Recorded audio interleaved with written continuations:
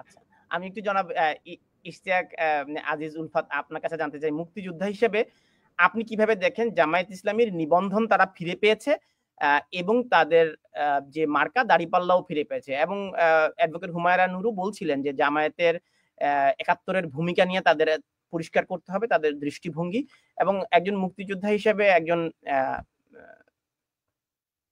বিএনপির একজন একনিষ্ঠ সমর্থক বলি আর যেভাবেই বলি জাতীয়তাবাদী দল আপনার নিজের দল, তো সেই দলটির অবস্থান কি হবে জামায়াত প্রসঙ্গে?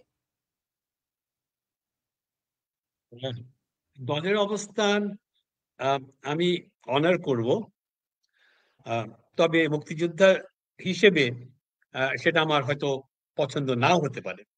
যেটা বিগত দিনে বিএনপির এবং আওয়ামী লীগের তাদের সাথে কর্মকাণ্ড আমাদের একদম পছন্দ হয়নি, কিন্তু এটা মেনে নিতে হয়েছে, মানে সহ্য করতে হয়েছে। আমার কথা যাওয়ার আগে আমি একটু ওই অ্যাডভোকেট হুমায়ুন আহমেদের পক্ষে একটা কথা খালি বলে রাখি, যে ওরা হচ্ছে গিয়ে এই গত প্রজন্মের, হ্যাঁ, আমাদের সন্তান তুল্য। তো আমাদের কর্মকাণ্ড, আমাদের পাপ, আমাদের অর্জন, আমাদের অনেক কিছুই যেটা পজিটিভ সেটা ঠিক আছে, ও তো রেকগনাইজ করছি মুক্তিযুদ্ধকে। মুক্তিযুদ্ধ নিয়ে কিন্তু সে একটুও নেগেটিভ কথা বলেননি, বরং অনেক পজিটিভ কথা বলেছেন। এই জামাত এর যে কর্মকাণ্ড, এটা তাদের উপর চাপিয়ে দেওয়া যায় না। তার একটা স্বাধীন দেশে জন্মেছে, স্বাধীনভাবে বড় হয়েছে। আমি বলতে চাই যে প্রথমেই ক্লিয়ার করতে চাই আপনার সাথে যে জামাত যারা করে, জামাতের ৭১-এর পর যারা এই দেশে জন্মেছে, একটা মোটামুটি একটা গণতান্ত্রিক পরিবেশে তারা বড় হয়েছে।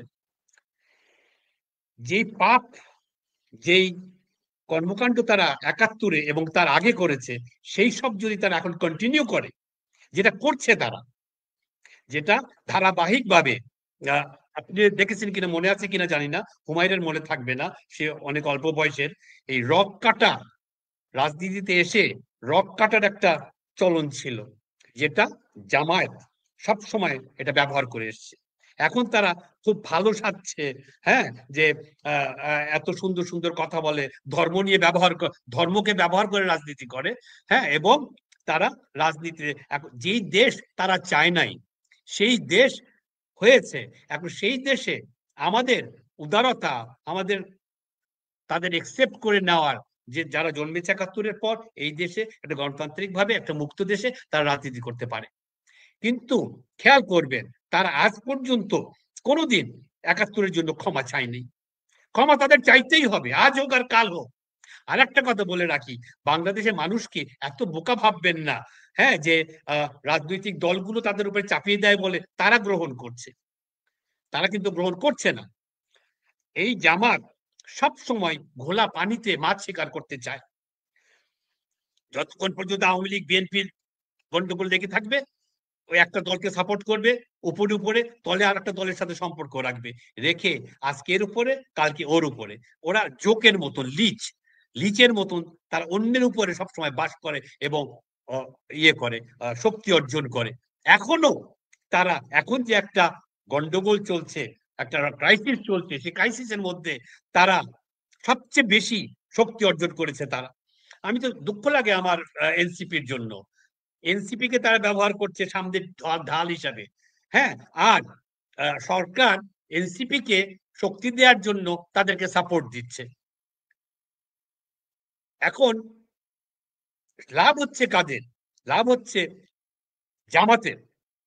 এবং জামাত চেষ্টা করছে এই জিনিসটা যতদিন পর্যন্ত নির্বাচন না হয় ততদিন পর্যন্ত তারা এই সমস্ত শক্তি অর্জন করতে থাকবে। তাদের লোক সব জায়গায় বসিয়ে দিয়েছে, জুডিশিয়ারিতে বসিয়েছে, আমলাতন্ত্রে বসিয়েছে, পুলিশে বসিয়েছে, সব জায়গায় তারা আছে। এবং তারা সামনের দিনে এটা খুব ক্ষতিকর হবে। নির্বাচন তো দিতেই হবে। তাহলে এনসিপি কে বলবো, তোমরা আমাদের সন্তানের মতন, তোমরা 20 দিনে যেটা করতে পেরেছো সেটা আমরা 15 বছরে পারি নাই। বিএনপির কর্মীদের 15-16 বছর ধরে তাদের ঘর ছাড়া করেছে, তারা তাদের বাড়িতে থাকতে পারে নাই, তাদের উপরে জুলুম, অত্যাচার, খুন, রাহাজানি সবকিছু তাদের উপরে করেছে। তারা ঘরে থাকতে পারে নাই, পড়াশোনা করতে পারে নাই, বিয়ে শাদী করতে পারে নাই, ব্যবসা করতে পারে নাই, কিচ্ছু করতে পারে নাই।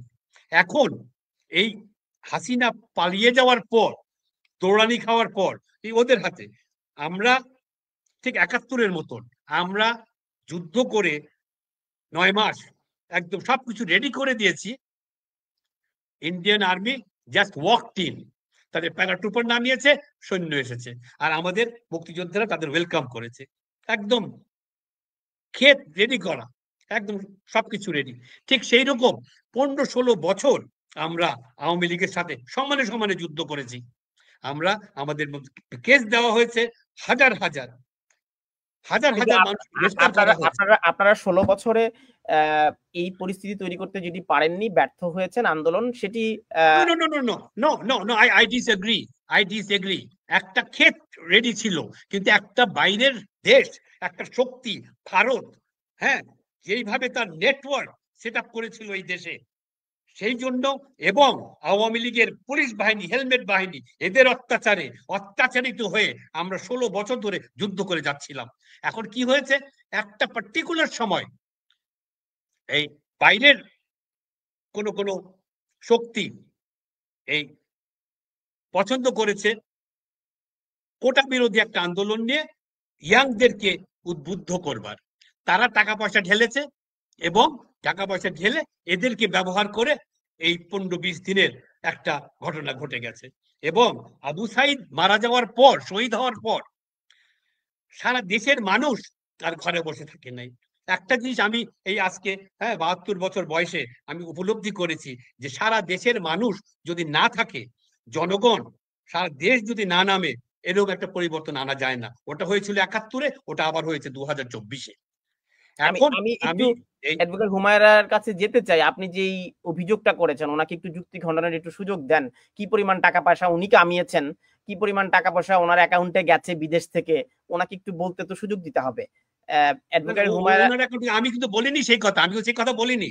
আমি বলেছি যে এটা পরিচালনা করতে, এটার গাইডেন্স দিতে, হ্যাঁ, কয়েকটা কোয়ার্টার থেকে ইনফরমেশন তাদেরকে দেওয়া হয়েছে, তাদেরকে বলা হয়েছে, এবং আমরা আমাদের বিএনপির সামনে না ধরে আমরা পিছন থেকে এটা সর্বরকম ভাবে আমরা সাহায্য করেছি। এবং এই তারেক রহমান সাহেব লন্ডন থেকে সবটা মনিটর করেছে, এবং তার ছাত্র দলকে 15ই জুলাই, অগাস্টের পর যখন আবু সাইদ মারা যায়, তারপরে আমি নিজে অন্য সামনে ধরে আমি আমার মুক্তিযোদ্ধাদেরকে নিয়ে আমি ইয়েতে গেছি, শহীদ মিনারে গেছি।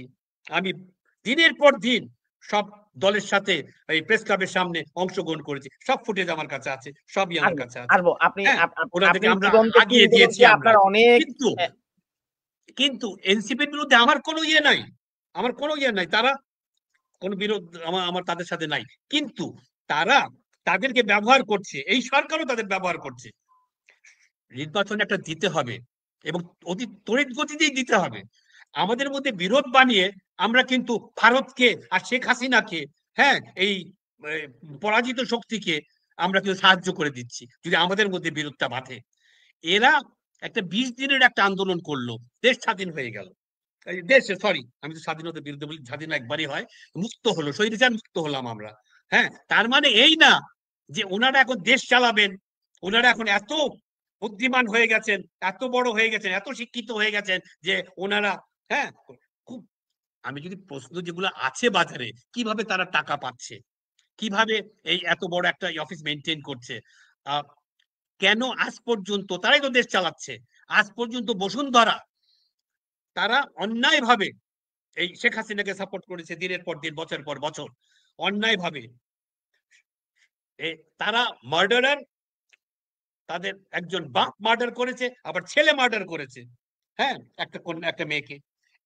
তারপরেও তারা কেমন করে এখনো বেড়াজালের জেলের বাইরে, তাদের কেন অ্যারেস্ট করা হচ্ছে না? একবারও তো শুনলাম না তাদের কাছ থেকে। এনিওয়ে,